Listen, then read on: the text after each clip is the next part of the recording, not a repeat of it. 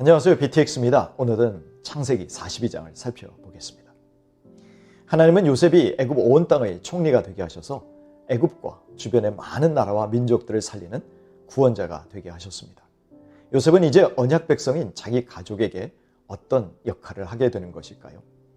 가나안 땅에 살던 야곱과 그의 가족들 역시 기근으로 고통을 겪고 있었습니다. 가나안이 하나님이 약속하신 땅이므로 야곱은 절대 가나안을 떠나지 않으려고 합니다. 그래서 자기 아들들을 애굽으로 보내서 곡식을 사오려고 했습니다. 하지만 베냐민은 요셉처럼 재난이 닥칠까 두려워하는 야곱 때문에 애굽에 가지 못합니다. 요셉이 기근으로 고통받는 주변 민족들을 살리는 역할을 하고 있을 때 애굽에서의 400년 노예 생활을 통해서 큰 민족을 이루게 하시기 위한 하나님의 계획이 언약의 백성에게 본격 시작되었습니다. 드디어 가나안에서 온 요셉의 형들이 애굽에 와서 엎드려 요셉에게 절을 합니다. 물론 형들은 요셉을 알아보지 못합니다. 그러나 이 형들을 요셉은 알아보았습니다. 그 형들에게 요셉이 엄하게 대우합니다. 형들이 요셉 앞에서 절절매는 것을 보면 요셉의 꿈이 22년의 세월이 흐른 뒤에 성취된 것입니다. 그런데 하나님은 요셉의 기대하는 것보다 더 풍성하게 꿈이 성취되게 하셨습니다. 요셉은 단지 자기 형제들과 가족의 리더가 되는 것으로만 기대했을 것입니다. 그러나 하나님은 그가 애굽 온 땅의 총리가 되게 하셨고 주변의 많은 나라와 민족들을 살리는 구원자가 되게 하셨습니다. 하나님이 주신 비전이 요셉의 기대와 소망을 뛰어넘어 하나님 크기의 것으로 성취된 것입니다. 에베소서 3장 20절의 말씀입니다. 우리 가운데서 역사하시는 능력대로 우리가 구하거나 생각하는 모든 것에 더 넘치도록 능히 하실 이에게 교회 안에서와 그리스도 예수 안에서 영광이 대대로 영원 무궁하기를 원하노라. 아멘. 그런데 요셉이 자기 형들을 일부러 정탐꾼들이라고 몰아붙입니다. 당시에 각 나라들이 캐러반이라고 불리는 대상들을 간첩으로 포섭하는 경우가 많았었던 배경을 이 장면에 활용한 것입니다. 요셉이 형들을 간첩의 혐의를 씌워서 다그치자 형들은 당황하게 되었고 완강하게 혐의를 부인하는 형들을 요셉이 감옥에까지 집어넣습니다. 요셉은 간첩이 아니라면 진실을 증명하기 위해 진짜 막내 동생을 데려와서 증명하라고 합니다.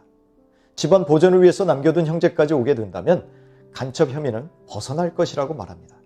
형제 중 9명은 여기 남고 한 사람만 가서 막내를 데려오라고 한 뒤에 다 같이 3일을 가두어둡니다.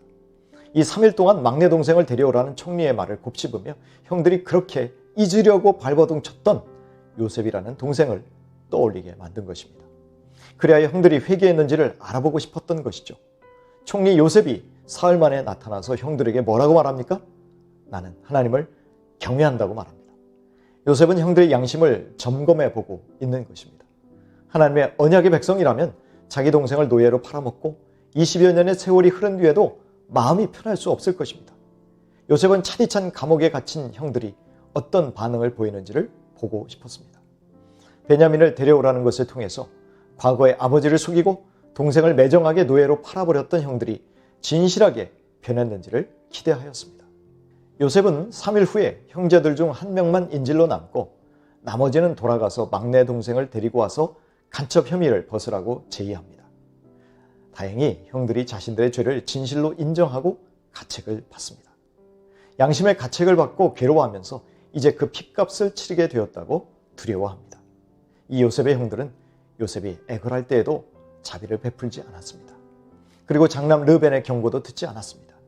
이들은 요셉이 마치 짐승에 찢겨 피를 흘려 죽은 것처럼 염소의 피를 묻힌 요셉의 옷을 아버지에게 갖다 주었습니다. 그러므로 실제로 요셉이 피를 흘리지 않았음에도 불구하고 자기들이 핏값을 치르게 되었다고 말하는 것입니다. 그 모습을 보자 요셉은 자기만의 공간으로 돌아가서 웁니다. 과거의 아픈 상처 때문에 흘리는 눈물일 수 있습니다. 그러나 한편으로 안도와 감사의 눈물을 흘린 것은 아닐까요? 왜냐하면 형들의 양심이 살아나고 있었기 때문입니다. 그리고 그 형들도 오랫동안 마음 아파하고 있었다는 것을 확인했기 때문입니다. 그리고는 시므온을 그 형제들 중에서 결박했습니다. 왜 시므온일까요? 원래 장자인 르벤을 묶으려고 했는데 르벤이 자기를 구해주려고 했다는 말을 듣고 다음으로 나이 많은 시므온을 묶었다고 해석하기도 합니다. 이제 요셉은 형들의 곡식들도 채워주고 길에서 먹을 양식들도 따로 챙겨줍니다. 게다가 형들의 자루에 돈을 도로 넣어줍니다. 여관에서 자기들이 지불했던 돈이 그대로 자루에 들어가 있는 것을 본 형들은 매우 놀랍니다. 하나님이 어찌하여 이런 일을 우리에게 행하셨는가? 그들은 하나님 앞에서 두려움을 느낍니다. 과거 자신들이 요셉에게 행한 잘못으로 인하여 이제 하나님께 벌을 받게 되었다고 토설하고 있습니다. 드디어 그들의 입에서 하나님의 이름이 흘러나온 것입니다. 사실 요셉이 좋은 의도로 형들에게 돈을 도로 돌려준 것입니다만 스파이로 몰렸던 형제들은 불안한 일이 닥치는 징조로 여겨서 놀란 것이죠. 즉 애굽으로 되돌아갔을 때 도둑으로 몰리게 될 것이 아니겠습니까? 하지만 이렇게 가책을 느끼는 것만으로 형들이 변했다고 할 수 있을까요? 형들은 진실됨과 정직함을 입증해야 할 과제를 안고 있었습니다. 집으로 돌아온 형제들은 아버지 야곱에게 그간의 일들을 보고합니다. 그러나 자신들이 감옥에 3일 동안 갇혔던 일이나 시므온이 묶여서 감옥에 갇힌 일은 말하지 않습니다. 마치 시므온이 애굽의 총리 집에 손님처럼 머무는 것처럼 말하고 있습니다. 다음에는 꼭 베냐민을 데려가야 곡식을 살 수 있다는 말을 하기 위해서 아버지의 마음을 최대한 안심시키려 했던 것입니다. 베냐민을 꼭 데려가야 애굽과 거래 혹은 무역을 할 수 있다고 애굽 총리가 말한 것처럼 야곱에게 전합니다. 그러나 야곱은 어엿한 가장이 된 베냐민에 대해서 한층 강화된 편애를 드러내며 베냐민을 보내려고 하지 않습니다. 그러자 르우벤이 나서서 말합니다.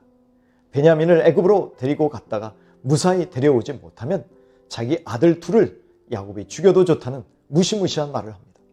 아버지를 설득하기 위해서 자기 아들들의 목숨을 내놓은 것입니다.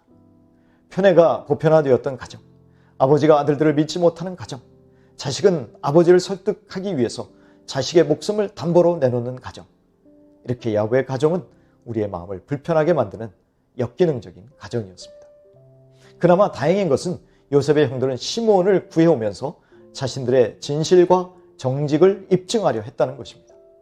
그들은 하나님 앞에서 그렇게 함으로 형제들 서로를 보호하려는 모습을 보이고 있습니다. 이렇게 형제들은 요셉을 애굽의 노예로 팔 때와 달라졌습니다. 마음의 죄책감을 느끼면서 동시에 대가를 치르려고 합니다.